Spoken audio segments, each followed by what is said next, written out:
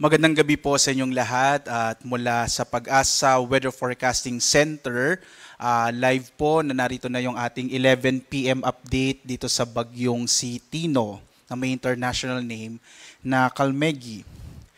So as of 10 p.m. nga po, huling lokasyon ng bagyong si Tino ay nasa may katubigan po ng Araceli sa lalawigan ng Palawan. Taglay ni bagyong Tino ang pinakamalakas na hangin na umaabot po ng 120.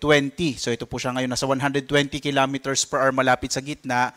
Pagbugso naman na nasa 165 kilometers per hour. At ito ay kumikilos, mabilis na po itong kumikilos pa kanluran, sa bilis naman na 25 kilometers per hour.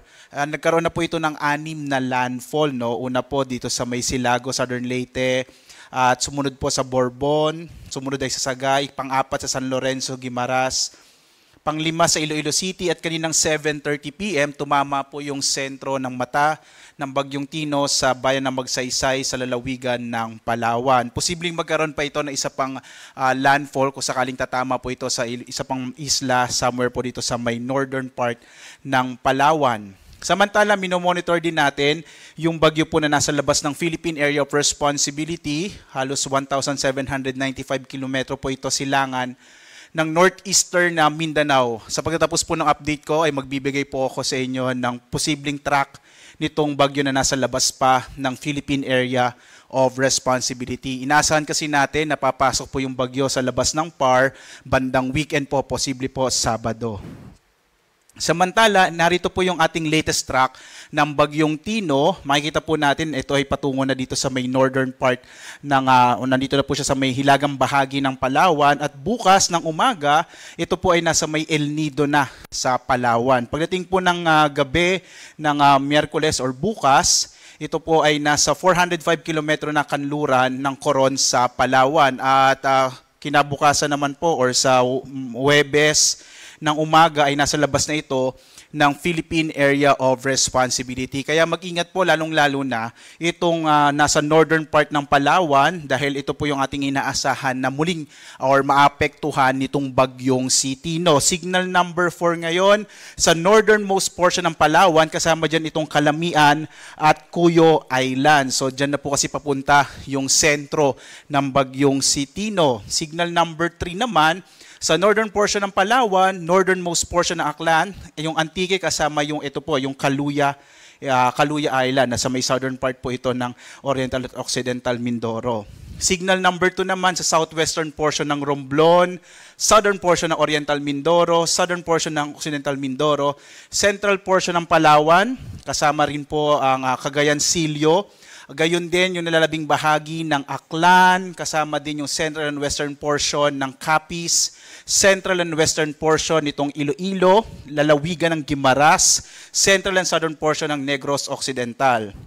Habang signal number 1 po sa southern portion ng Quezon, kasama din itong southern portion ng Marinduque, kasama yung nalalabing bahagi ng Romblon, nalalabing bahagi ng Oriental Mindoro, nalalabing bahagi ng Occidental Mindoro, kasama ito pong Lubang Island. At gayon din itong southern portion ng Palawan, Masbate kasama yung Burias at saka Ticao Island. So dito po ito sa may Masbate area. At ang buong lalawigan pa rin ng Cebu kasama yung Bantayan Islands, Negros Oriental at nalalabing bahagi ng Negros Occidental.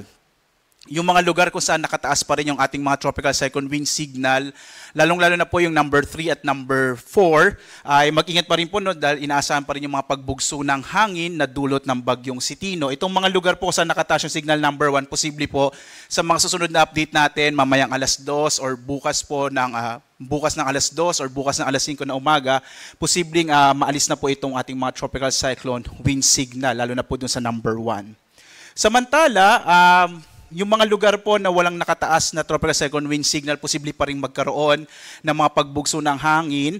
Ngayon po, no, may nararanasan pa rin pagbugso ng hangin sa malaking bahagi ng Luzon, kasama din itong Sarangani, Davao Occidental, Davao Oriental. Bukas naman, araw ng Miyerkules, posible po na mabawasan na talaga yung mga lugar na may mga tropical cyclone wind signal, pero posible pa rin yung mga pagbugso ng hangin sa malaking bahagi ng Luzon, Western Visayas, Negros Island Region, Central Visayas, Biliran, Leyte at Zamboanga Peninsula. At Thursday po, nasa labas na ng Philippine Area of Responsibility itong bagyong si Tino, pero dulot po ng ating northeast monsoon o amihan, gayon din yung shear line at yung trough o mga kaulapan na dala ng bagyong Tino. Sa Huwebes, posible pa rin na may mga pagbugso ng hangin sa malaking bahagi ng Ilocos Region, Batanes, Cagayan kasama yung Babuyan Islands. Malaking bahagi ng CAR o ng Cordillera Administrative Region, Central Luzon, Metro Manila, Calabarzon at Mimaropa. So malaking bahagi po ng Luzon sa Huwebes, posibleng may mga pagbugso pa rin ng hangin, dulot po ng trough or extension ng bagyong si Tino, gayon din yung northeast monsoon o amihan at ng shear line. Samantala, ito po yung ating inaasahang mga malalakas na mga pagulan na dulot po ng bagyong Tino. Mapapansin po ninyo, itong area ng Palawan, lalo na po yung sa may, kasama po yung Occidental Mindoro, Oriental Mindoro, bahagi ng Panay Islands, Negros Occidental at Romblon makararanas pa rin ng more than 100 mm rain. So maraming malalakas na mga pagulan pa rin po na maaaring magdulot ng mga pagbaha at pagguho ng lupang maaaring maranasan dito po sa bahagi po ng Mimaropa, Western Visayas, dulot po ng bagyong si Tino. Pagdating po ng araw ng Huwebes, posibleng mababawasan na po yung mga lugar na may mga malalakas na mga pagulan. Possible po yung trough o mga kaulapan na dala ni Tino ay magpapaulan pa rin, lalong-lalo na may bahagi po ng Northern Palawan kasama yung Occidental Mindoro at Oriental Mindoro. Sa Quezon po, bukas hanggang Huwebes, posible pa rin may mga pag-ulan. Dulot naman ito ng shear line. Yung shear line po, ito yung bangga ng mainit at malamig na hangin na nagdudulot po ng mga malalakas na mga pag-ulan. Dito naman po tayo sa tinatawag nating storm surge. Ang storm surge po, ito po yung daluyong.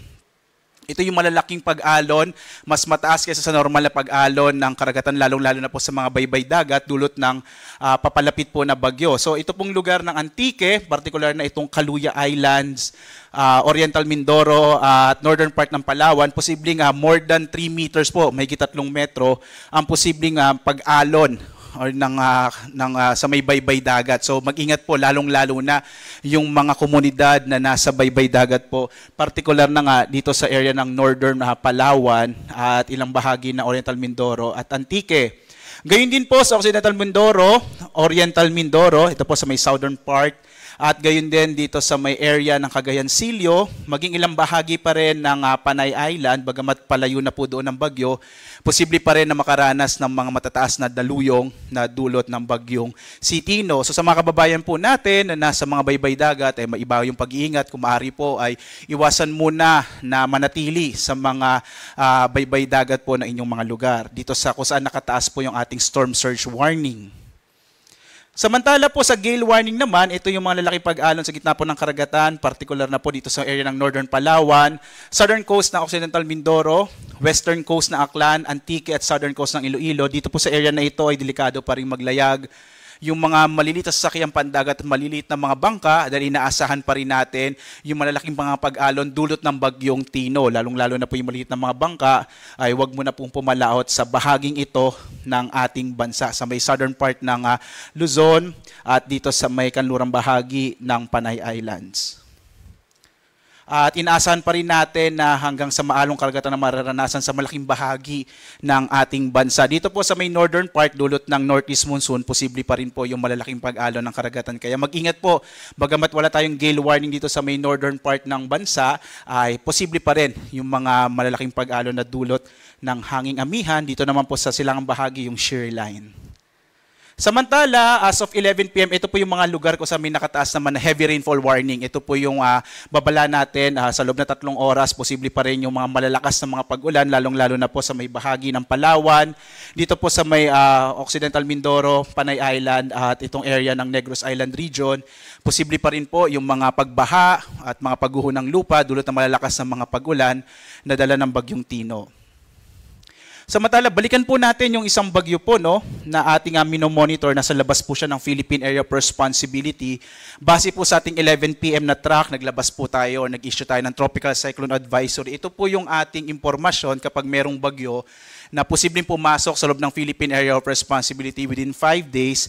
Ito po yung ating latest track. Makikita po natin, posibleng pumasok bilang isang typhoon or super typhoon category, itong bagyong papasok ng Philippine Area of Responsibility, posible po gabi ng Biyernes, so this Friday, November 7, or umaga po ng Sabado, November 8. Base po sa track natin, although hindi pa po ito umaabot ng ating ng Luzon, ay posible po kung pagpapatuloy po yung ganitong direksyon, posibleng maapektuhan ng bagyong papasok po ng Philippine Area of Responsibility na tatawagin po nating UAN, letter U na po tayo, itong bahagi ng Northern Luzon.